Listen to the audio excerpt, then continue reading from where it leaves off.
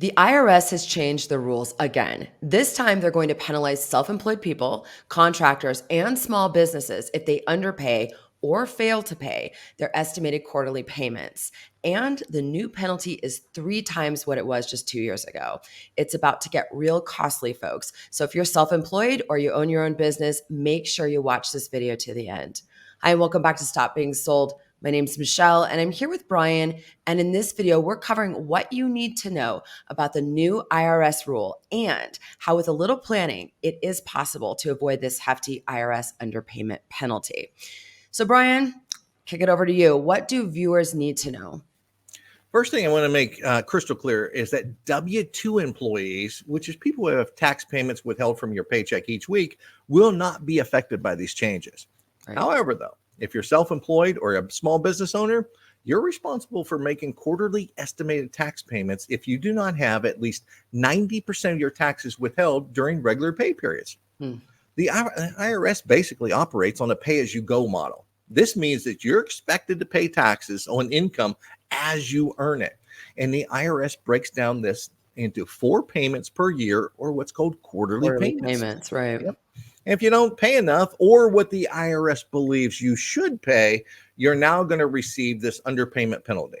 So what is the new penalty for underpayment? The IRS has raised the interest penalty on estimated tax underpayments to 8%, up from 3% just 2 years ago. Like you pointed out in the intro, this is nearly 3 times the amount. It's a massive jump. Yeah, it's huge. And this increase is because the Fed rate has risen so much. Okay. The interest penalty is determined by the federal short-term rate, which is currently 5%, plus 3 percentage points for non-corporate taxpayers. Got it. There's a silver lining in this new rule for some of us, though. You won't face an interest penalty if the balance due is under $1,000 after you factor in like your credits and your tax deductions that you may have. So anybody over 1,000 that owes over 1,000, that 8% penalty will apply. That's right. Okay. And this new rule goes into effect 2024 tax year, correct? Yes, it does. So you need to start planning now because the first quarterly payment for 2024 is April 15th. All right. Here's the million-dollar question. How does someone that's self-employed calculate what their IRS underpayment will be? Well, the IRS uses a pretty complex formula. Oh my gosh, I'm so shocked. Of course they do. But let me break it down. Let me break it down into layman's terms for you. Let's say you earn $100,000 for the year and you're in the 30% tax bracket. Okay. Your tax would be $30,000, which could be divided into 4 quarterly payments of $7,500 each. But you only make a total of $20,000 in payments for the year. Your underpayment is now $10,000.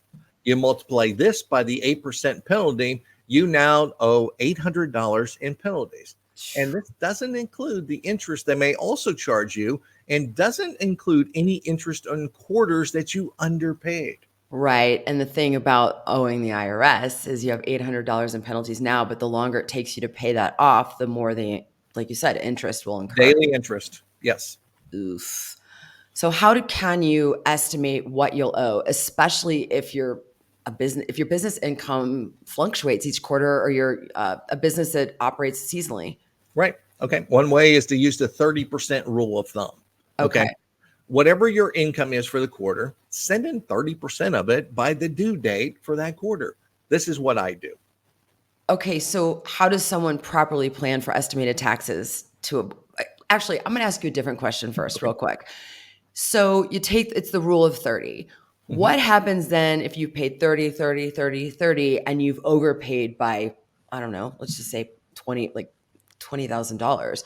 Does that get refunded to you? Yes. Does it get applied to the next year? Yeah, it'd be just like if you had W-2 income and they take out from your pay each week, it all adds up at the end of the year. So this is what you've paid for the year. And if you paid too much, that is where your refunds come from at the end of the year. And you're not going to get penalized for overpayment? No. Okay. Well, I'm not holding my breath. That won't come eventually. Sorry.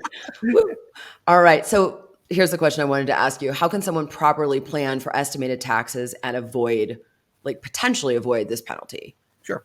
First thing to do is go to the IRS website and use their tax withholding estimator tool. Okay. Here, you're going to be able to input information for your prior year's tax returns, your pay stubs, and taxable income sources to estimate what the tax withholding would be. Okay. We're going to drop this below, link to this in the description below so you can go check it out. The second thing, and this is critical, is to keep good records of your income and your expenses. Yeah. If you don't have a reliable accounting system or software that tracks and categorizes your financial transactions, get one today. Yeah. If you're a contractor and you're watching this, get one immediately. Right. I don't care if it's an Excel spreadsheet, use it. Yeah. Just document everything. And third step, make those quarterly estimated payments. You're going to have to set aside funds specifically for this. Yes. One last thing before we wrap this up, and you may want to consult a CPA or a tax advisor, not just for help with the estimated taxes. They can assist you in developing an effective tax planning strategy for your business. And good CPAs will stay informed of any updates to the tax code that may affect you personally. Absolutely. Yeah. Brian and I do our very best to keep you updated on the tax code, which is a reason you should like the video and also subscribe. But we are not CPAs and we are not tax professionals. So do go, if you need help, that's where you go. Yeah. All right. So here's the thing. If you're paid through third-party apps like PayPal, Venmo, Cash App, for example, make sure you check out our video on the 1099K, the new rule that the new 1099K rule that the IRS has got in play for 2024. They have changed it. It is higher, but you do need to understand what it is. So we're going to drop that link in the description below, as well as that IRS tax withholding estimator tool. Definitely. Like I said, don't forget to subscribe, like this video, and if you know anyone that needs to hear this information, share it, please. Definitely. All right, Brian, thank you so much for this. Appreciate it. And thanks to everyone who watched. Thanks, everyone. Have a great day.